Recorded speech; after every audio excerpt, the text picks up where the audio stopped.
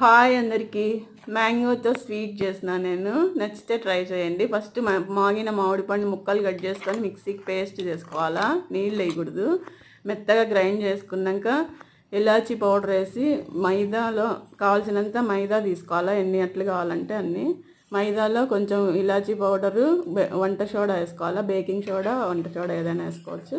పాలు వేసుకోవాలి. పాలు, మామిడి పండు పేస్ట్ అన్నీ వేసి మిక్స్ చేసుకోవాలి బాగా. దాన్ని బాగా కలిపేసి ఇడ్లీ పిండిలాగా తయారు కావాలి. అంటే నీళ్ళు ఉండకూడదు, గట్టిగా ఉండకూడదు, నీళ్ళు ఉండకూడదు.